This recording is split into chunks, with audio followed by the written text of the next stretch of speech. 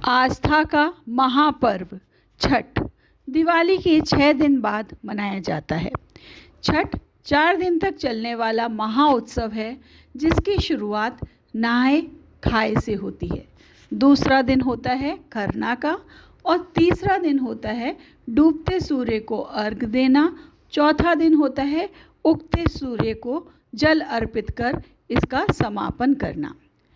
छठ पूजा में संतान की खुशहाली के लिए, उन्नति के लिए, वंश वृद्धि के लिए स्त्रियां 36 घंटे का निर्जला व्रत करती हैं। छठ पूजा की शुरुआत नहाए खाए से होती है। कार्तिक शुक्ल पक्ष की चतुर्थी तिथि यानी नहाए खाए से छठ का आरंभ हो जाता है और सप्तमी तिथि के दिन सूर्य उगने को अर्घ देकर इसका पारण किया जाता है। नहाए खाए के दिन घर की साफ सफाई की जाती है। जो व्रत कर रही हैं व्रती, वो नदी या तालाब में स्नान करती हैं। अगर नदी या तालाब पास में ना हो तो घर में ही गंगा जल डालकर पानी में स्नान किया जाता है। मूल रूप से इस दिन व्रती खुद को सात्विक और पवित्र रखती हैं। नहाए खाए के दिन पूरी शुद्धता के साथ भोजन बनाया जाता है। इसमें कच्चे चावल का भात, चना दाल, कद्दू, लौकी का भोग बनाया जाता है और बड़ी ही साफ सफाई और श्रद्धा के साथ इसे मनाया जाता है। इसमें इस दिन सेंधा नमक और शुद्ध घी का ही उपयोग करा जाता है।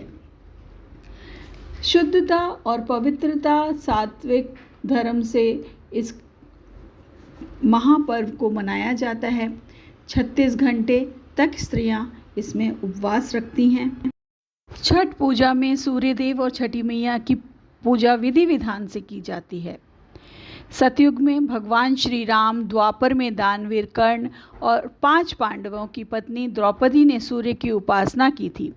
छठी मैया की पूजा से जुड़ी एक कथा राजा प्रियव्रत की है, जिन्होंने सबसे पहले छठी मैया की पूजा की।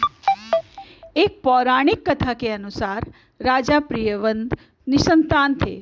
उनके इसकी पीड़ा थी। उन्होंने महर्षि कश्यप से इसके बारे में बात की। तब महर्षि कश्यप ने संतान प्राप्ति के लिए पुत्रेष्टि यज्ञ कराया।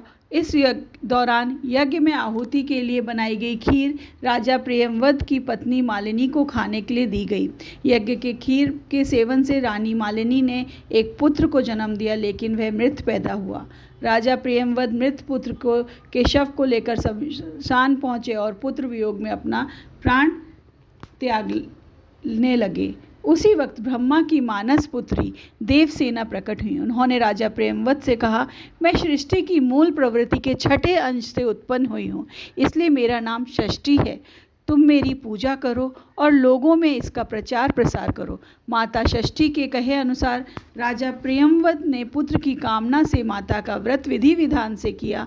उस दिन कार्तिक मास की शुक्ल पक्ष की षष्ठी थी, जिसके फलस्वरूप राजा प्रियव्रत को पुत्र प्राप्त हुआ। इसी तरीके से दानवीर कर्ण, श्री राम और द्रौपदी ने भी छठी माता की पूजा की और हर सुख भोग कर, संसार के इन सब सुखों को भोग कर स्वर्ग लोक को गए। जय हो छठी मैया की।